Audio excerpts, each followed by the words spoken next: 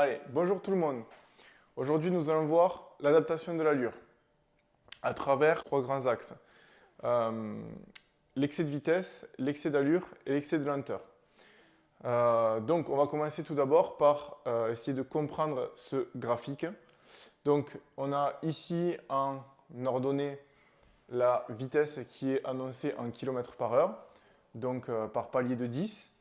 Et ici, sur les abscisses, le temps qui s'écoule en secondes, toujours pareil par tranche de 10 secondes. Donc ensuite, on va commencer par voir la première chose, c'est l'excès de vitesse. Donc l'excès de vitesse, vous l'aurez bien compris, c'est pas bien difficile à comprendre. On va se référer à une vitesse en ville qui est limitée à 50 km/h, qui est matérialisée sur mon graphique par une ligne rouge. Donc si je passe au-dessus de la ligne rouge, je suis en excès de vitesse. Donc tout simplement, un excès de vitesse, c'est le fait de dépasser la limitation de vitesse autorisée par les forces de l'ordre. C'est les panneaux que vous voyez un peu partout sur la route. Donc l'excès de vitesse, c'est résumé, c'est le fait de dépasser la limitation de vitesse autorisée. On va parler maintenant de l'excès d'allure, et de l'excès de lenteur. Alors qu'est-ce que l'excès d'allure et qu'est-ce que l'excès de lenteur? Déjà, les deux vont varier en fonction des circonstances. Donc maintenant, on va voir quelles sont les circonstances qui font varier votre vitesse et après on reviendra dessus. Donc les circonstances, vous en avez plein. À commencer déjà par les conditions météorologiques, si elles sont favorables ou défavorables. L'adhérence, souvent qui est modifiée et mise à mal par les conditions météorologiques ou alors par l'état de la route. Ensuite, les virages ou lignes droites. Donc, vous avez ici toutes les circonstances qui font diminuer votre vitesse et ici celles qui les font augmenter. Toujours, il y a son opposé. Donc, virage et ligne droite. Donc, virage, il y a la force centrifuge, on va toujours rouler moins vite. Et en ligne droite, on va toujours se permettre de rouler plus vite puisqu'on n'est pas soumis à la force centrifuge. À savoir que plus la vitesse est élevée, plus la force centrifuge est élevée. Et inversement, plus la vitesse est basse et moins la force centrifuge est importante. Ensuite, le trafic, selon s'il est fluide ou élevé, ce qui va modifier votre vitesse, ça va être aussi la visibilité, si elle est médiocre, nulle ou si elle est bonne. Ensuite, la connaissance des lieux géographiques. Donc, si vous connaissez les lieux sur lesquels vous êtes en train de circuler ou si vous ne connaissez pas les lieux sur lesquels vous êtes en train de circuler. Ensuite, la largeur de la rue. Donc, si vous roulez dans une rue étroite, vous allez toujours rouler moins vite que sur une rue qui est large.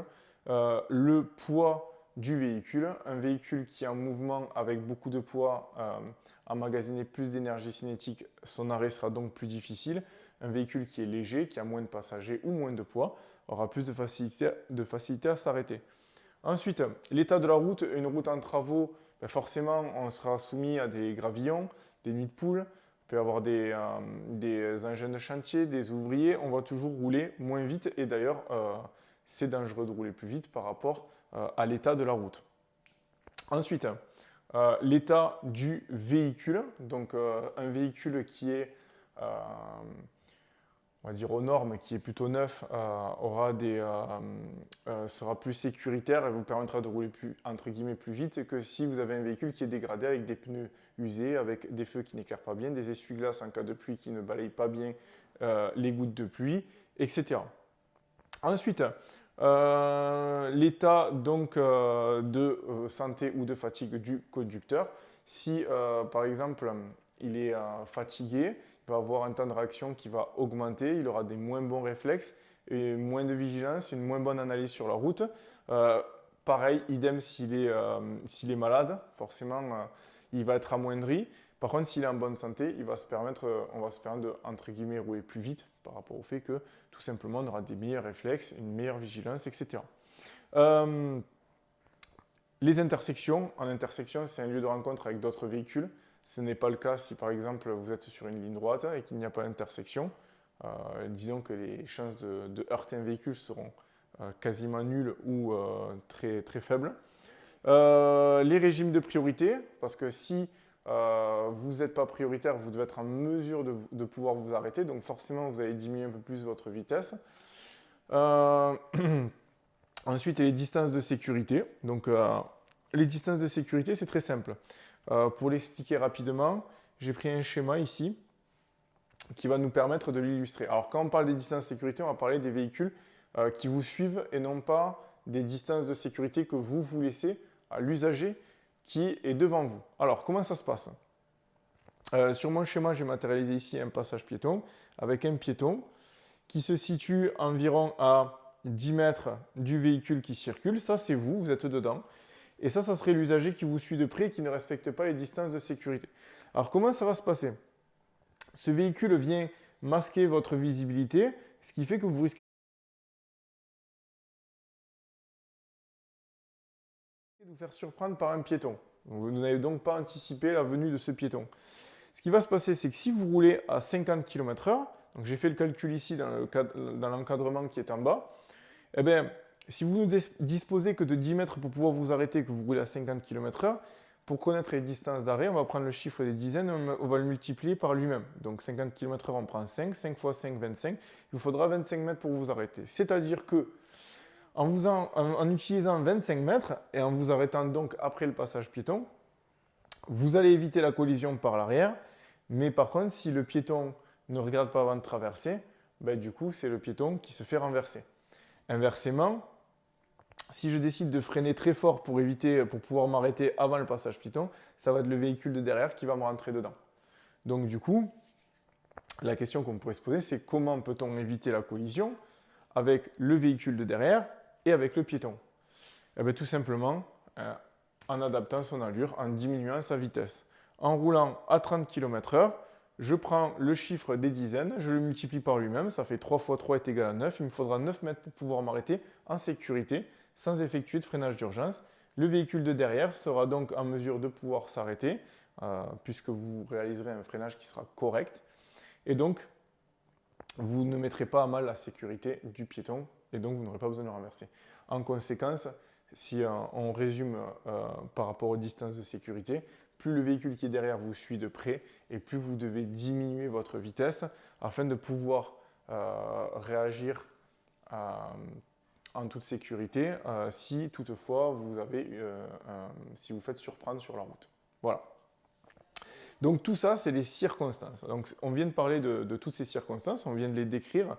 Donc plus ces circonstances sont défavorables, plus on va ralentir, plus elles sont favorables et plus on va augmenter sa vitesse.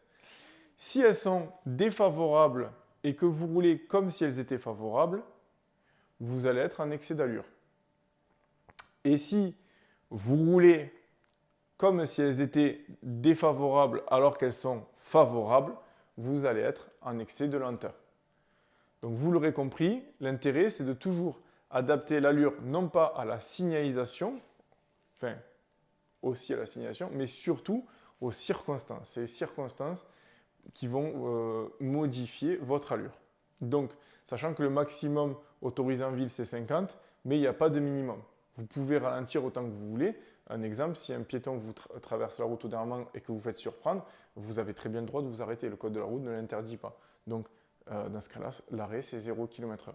Donc, finalement, votre vitesse va varier entre 0 et 50 en fonction des circonstances. C'est très important de le comprendre. On peut être en excès d'allure sans être en excès de vitesse. On ne dépasse pas les 50 km/h. Et on peut être en excès d'allure en étant en excès de vitesse. Et on peut être en excès de vitesse sans être en excès d'allure. D'ailleurs, c'est généralement là qu'on met les radars. Voilà, donc ça sera tout pour aujourd'hui sur l'adaptation de l'allure. Donc pensez pendant votre examen du permis de conduire ou pendant vos leçons de conduite ou quand vous conduisez dans la vie de tous les jours, bien évidemment, à vous situer toujours entre l'excès de lenteur et l'excès d'allure parce que tout simplement l'excès de lenteur, on ralentit le trafic et donc du coup, alors qu'il n'y a pas nécessité, et l'excès d'allure, on se met en danger soi-même et les autres. Du coup, notre vitesse devra toujours se situer entre les deux. Et ce qui va le déterminer, ça va être les circonstances. Et c'est l'allure qu'on vous demande d'avoir le jour de votre examen du permis de conduire. Voilà. Je vous remercie, ça sera tout pour aujourd'hui.